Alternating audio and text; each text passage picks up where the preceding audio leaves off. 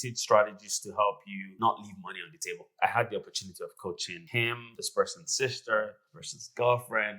Maybe that person was earning 60,000, then got an offer of 105,000.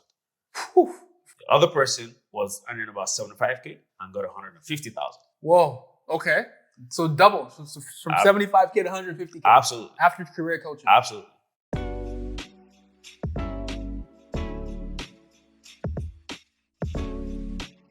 All right. Welcome, man. Good to Thanks, see you. man. How you feeling? Pretty good, man. Good. So tell us your name and what you do for a living. My name is... That's all part of all the B-roll, all the props, and all the what do you call it? Bloopers. Yeah. Yes. So my name is Pelumi O. I am a product manager and initiative manager for my company, for a tech company here. Got you. What company do you work with? I work with Constellation Software. Nice. So what do they do? So we buy a bunch of software companies. So for a lot of people who don't know, Constellation is the biggest acquirer of software companies in Canada. Close to about 1,000 software companies under the portfolio. Nice. What are some of these portfolio companies doing? Honestly, we cater to every single industry. So we buy software companies that build for cancer, that build softwares for professionals in the cancer industry. I build one for the company I work for within that portfolio, builds softwares for companies that, sell RVs and marine. What's RV and marine? What's that? So that's recreational vehicles and boats and yachts and things like that. So what is the software doing for people who have these boats and yachts? So we build systems that help them manage their business. So we build an ERP application, right, which is an enterprise resource planning application that helps them to plan their enterprise resources. We also build CRMs for them to help them manage the customers, inventory, things like that. So this is B2B. So you're building the software for businesses, not the guys who own the vehicle. Absolutely, yes. Gotcha, interesting. And so what were you doing before you got into your role today? Before I got into product, I was working as a business analyst, right?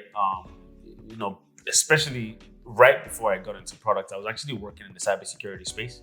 Got you. So you were a BA in cybersecurity. Yes. Who were you working with? CIBC. CIBC, the bank. Yes. So what did that role entail? What were you doing as a BA at CIBC? Yeah, so as a BA at CIBC, I had the accountability for all of process management for identity and access management within CRBC.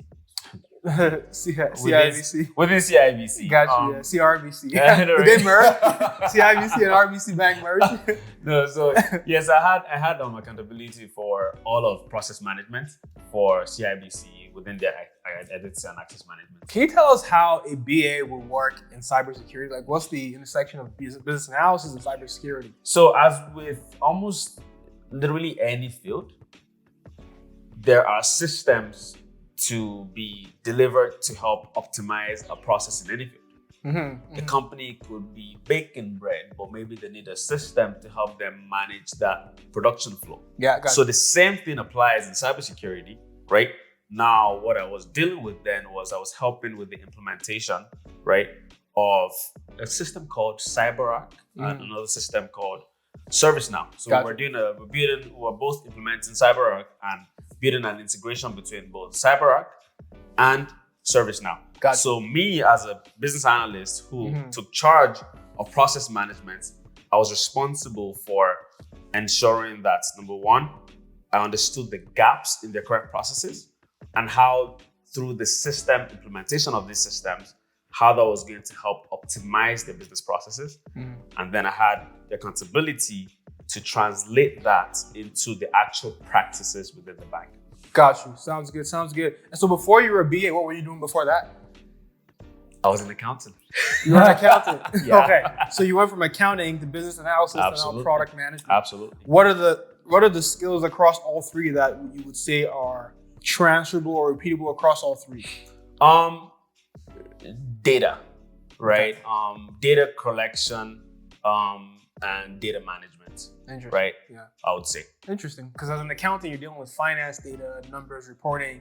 As a BA, you're doing similar things, and then in product, you're using data to make decisions. Absolutely. Got you. So Let's talk about why you switched from accounting to business analysis. Can you tell us about that? Why did you do that? Yeah, so that was an interesting story. So way back when, after I completed my master's, I was really heading to go do my CPA and CFA together because I thought I was a bad guy and I wanted to just smash both and become an investment banker. Gotcha. That was my dream, right?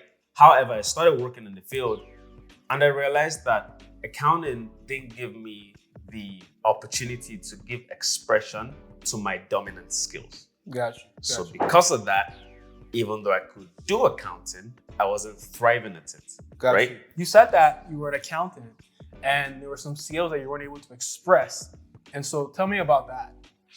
So the number one skill that I was not able to express was communication. Okay. So basically, I took a step back then and I asked myself, what would I like to do in my dream job? Gotcha. Right? So I wasn't focused on a role. I wasn't focused on an industry, but I was focused on what were the things that came naturally to me that other people might struggle with, for example. Right? So, for example, one of the very first ones was being able to present, right? Being able to communicate with people without fear, being able to communicate with people without being anxious. I could walk into any room and do a presentation and not break a sweat, right? So that was me. And why couldn't you do that as an accountant? I was working in auditing. And if you speak with most accountants, actually, you spend a lot of time working on spreadsheets. Gotcha. That wasn't me, right? So yes, in some cases, there's an output from that analysis and then you get to present it. But it wasn't happening often enough for me, right? Yeah. So I wasn't giving expression to that. Number two, to be honest, I'm a very logical thinker as a person, just generally. And accounting, while based on logic, is also based on very preset principles. Yeah, so you can't be as creative, right? Yeah, I wasn't, and that was the third thing. Yeah. I could not really use my creativity. Gotcha. Right? Yes, there's creative accounting, but you're almost going to you can't be too creative with the creativity, right? Yeah. So, those three top things for me, I'm a creative, I'm great at communicating, and I'm a logical thinker. I couldn't really use them. To be honest, it got so bad at some point that, the numbers in the Excel spreadsheets were almost coming out like a matrix to me, especially on days when I'm tired. Yeah, you're just like in the Matrix, like you look like a zombie at some point. Literally, right? So I just couldn't do it anymore. So, I took a step back. So what then made you feel like business analysis was the next step? I spoke with people. Gotcha. I spoke with people. I got mentors, people to talk to understand what actually a business analyst does. Gotcha. Obviously, there was a lot of buzz around it. So I wanted to find out if it fit with those dominant skills that I had identified in myself, right? Got you. So then you took the BA course with us when we were at Top Room Consulting before we started Skillhat, and that was how you then pivoted to the BA role, right? Yep. So tell us about that experience. What did you then learn? How did you actually transition into your tech role for the first time from accounting? So the best part of this story is the fact that what I had done in accounting was very transferable. Here's why. I had worked a lot with ERP systems, which at its core is accounting. I took that skill set, used that to market myself, and I was able to translate that to help companies implement ERP applications. Got you. So my first job, right off the bat after Top Run, was helping a company then called Astound Group implement a system called Sage Intacct, and they were doing an API integration with Salesforce. So I literally came in and led the entire project. Got you. So you were an end user of these ERPs, enterprise resource planning systems, as an accountant. Yes. So then you learned the BA skills to be able to implement these systems in other companies. Absolutely. And then you use that to transfer from being an accountant end user to being a BA implementer. Absolutely. And that's what we always tell people, right? Start where you are, right? Look at your existing transferable skills and use that to get into the tech space. If you want to get into the tech space, and make that easy for yourself, right? Absolutely. And we do get a lot of accountants coming to Skillhat who want to transition into tech for the same reason that you said. They want to express more creativity, right? So whether or not accountants, and some people love that, right? So it's, here's the thing, right? we're not bashing accounting or bashing any specific role. Absolutely not. But at the end of the day, you have to do what's best for you. You have to give expression to all your skill sets and all your talents. And so if you feel like you're boxed and then you can't express everything you want to express, then maybe it's time to talk to us at Skillhat to figure out what opportunities exist for you where even if you're not making more money, which you probably will make more money when you come to work with us, but if it's the same exact income, but you're more happy with your day, you've won. Right? Absolutely. And the sense that if you're more happy with your day, you will just find that your career will probably grow more exponentially than if you're laboring with your day. I love it. Right? So I think that's so critical. And that's what I saw. Got into the field and the graph literally just went like this. I know. I was so excited to see your growth. I was like, damn, okay, Pelumi's doing it. Because you got the BA job really, really quick. I remember when we were like training. What year did you take your training at your BA bootcamp? 2016. 2016. We're 2022 now. That's about 6 years. In that time, I know you've gone from BA to product owner to product manager, and now you're a senior PM. So you've moved up 4 levels in about 6 years, right? Absolutely. So you're getting promoted, once every 1.5 years, so to speak. And a lot of people don't get that kind of promotion. If people always think that success leads to happiness, it's not true. Happiness leads to success. Absolutely. Right? When you're happy doing what you love, you're going to be successful. So true.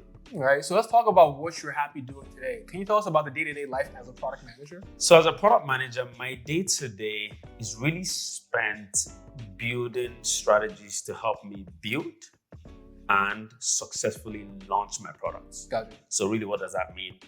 I spend a bit of that time working with the technical teams, like the Scrum teams of developers and quality assurance members, to ensure that what they're building is in line with the vision that I have already preset. Gotcha. But the bulk of my time as a product manager is actually spent strategizing with marketing, with sales, with finance, with DevOps, with operations, because I got to make sure that we have the right strategies in place to ensure that when I'm launching a product or before I launch a product, we have everything in place for the successful launch of that product. Gotcha. So I'll give you an example.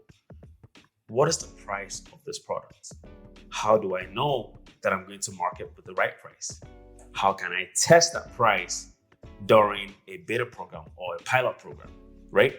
How do I ensure that when customers request for this product, we have the tools in place to be able to scale the onboarding process? So for example, if I have 100 customers, again, these are businesses, if I have 100 customers requesting for the product at once, can I deliver it to them in a week or less? And how do I do that? So I spend a lot of time strategizing with those teams to ensure that I can successfully launch and keep my product afloat. Gotcha. So working with a lot of cross-functional teams, a lot of vision, a lot of strategy. And I can imagine to get that vision, you're probably doing a lot of reading, a lot of study, a lot of competitive analysis, etc. Understanding your customer as well, right? And so just for those who don't understand, you were a BA and then a product manager. Can you describe the difference between the business analyst and the product manager from your experience? So from my experience, a product manager deals more with the strategy of the product, while a business analyst deals with the implementation of the product. Gotcha. So a business analyst will deal with all the fine details, all gathering all the little requirements, all the functional requirements, and the non-functional requirements. As a product manager, I don't necessarily do that. Again, depending on the company you work for, I've been in situations where I've worn all hats: product manager, product owner, business analyst, QA, almost developer at some point. Gotcha. Right? Yeah. But again, ideally, right, as a product manager, again, in my situation, right, I focus on the strategy of the product, right, while my business analyst focuses on the implementation of the product. Got you. Perfect. Thanks for sharing that. And so now you're working with us at Skillhat as a career coach on top of your full-time job. What exactly does a career coach do? Can you tell us more about that role?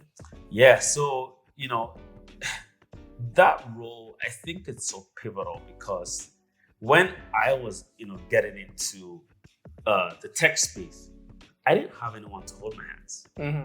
So, trust me, it is so, valuable to have someone who's gone ahead hold your hands, because guess what? You make less mistakes. Exactly. Very, very critical. Very, very simple. Mm-hmm. So what can you expect to get? You get someone who can actually review your resume with you and ensure, very critically, that your resume is marketable. That's the only goal of resume. Gotcha. Can it market you to hiring managers and recruiters? Number one. Number two, you get someone to help you build your brand on LinkedIn. Exactly. It's so critical. In the past, probably 6 years, I'm not sure I've had to apply to a single job I've gotten after that first BA role. Jobs are applying to you now. But jobs are applying to me now. Yeah. Doesn't mean you shouldn't apply for jobs. No. However, it eases the process of getting jobs and promotions. Mm-hmm. So getting that very strong LinkedIn brand is so critical to your growth in your career. And you help with that as a career We coach. help with that as a career coach. Number three, you get someone to teach you strategies to ace your interview. Gotcha. Right? How do you answer the tell me about yourself question? What are your weaknesses? Why does Starbucks have two locations opposite one another? Right? Yeah. All of those crazy questions. You get someone to actually coach you through them. Also, a lot of times I'm sure a lot of people have gone through interviews where they get ghosted or they get to the final stage and then they don't hear back or they get hit with the popular "oh, we regret to." Right? Now, what happens with the career coach? You get someone who already gives you all that feedback beforehand, right? Assess how you answer questions, what you're saying wrong, what you're not saying right, what you can say better to better negotiate the minds of the people interviewing you to stay remembering you even after they've interviewed 10 other people, right? And then finally, you get someone to actually tell you or teach you strategies to impress your subordinates, your colleagues, and your superiors within your first 30 to 90 days. That's so critical because you get people speaking positively on your behalf in rooms you don't have access to, right? Yeah. So we help with all of that.